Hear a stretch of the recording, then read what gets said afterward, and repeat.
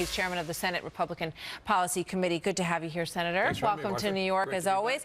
What do you think about what Donald Trump said there? Do you think he's right? Well, clearly she's underwhelming as a Secretary of State. I think very ineffective.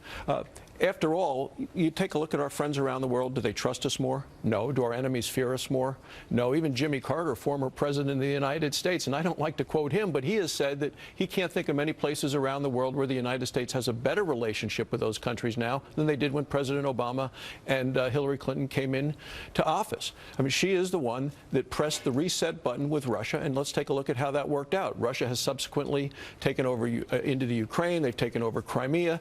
Russia has set up this axis now with Iran, with Iraq, with Syria. They have troops on the ground and planes in the air in Syria bucking up Assad. It was President Obama that said Assad must go and drew his red lines. We've seen many failures under her leadership as Secretary of State.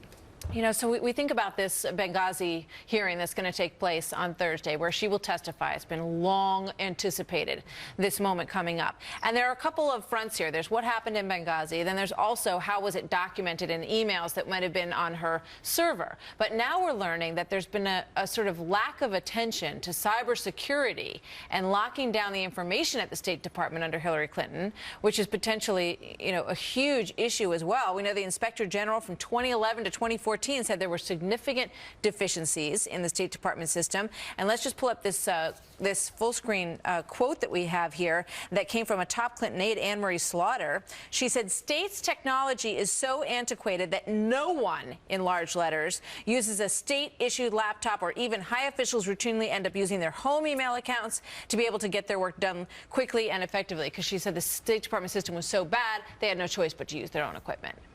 What do you make of all that? Well, and as Secretary of State, Secretary Clinton didn't really comply with what the regulations were, and things got worse each year that she was there.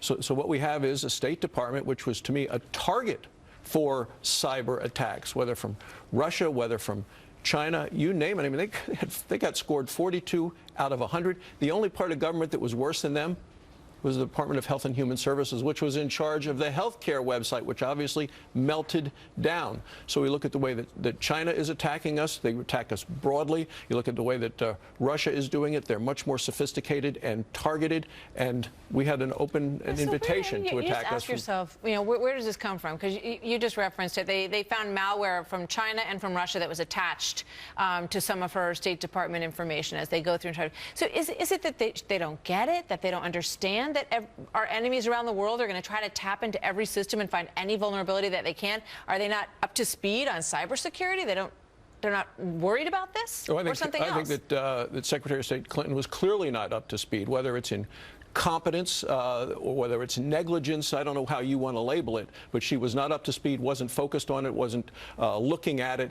And in today's world, what's happening in the cyber terrorism world is just as much as what's happening in the kinetic world. All right, we're 2016 thought from you before you go. When you look at the scenario right now, you've got Donald Trump and Ben Carson in the lead for the Republican nomination. Are you prepared, looking forward to the possibility of working with one or both of those gentlemen? I'm going to support the Republican nominee, and I want to nominate the most conservative person who can win in November. It is critical that we win in November of 2016. When you take a look at the debates that we've had with so many good, solid Republican candidates, and then compare that to the Democrat debate. The Democratic debate is not talking about giving equal opportunity. They're focused on equal outcome. The Republicans are talking about having more people do well, equal opportunity for everyone, earn success, compared to what I see with the Democrats, which is learned dependence on a big government. So you're saying you'll support the most conservative candidate, and even if that person is Donald Trump. A lot of people are changing their minds on Donald Trump. Are you? I'm going to support the nominee of the party. The debates are wonderful, and I think what Donald Trump has done is brought a new energy, and a lot more people are watching the Republican debates.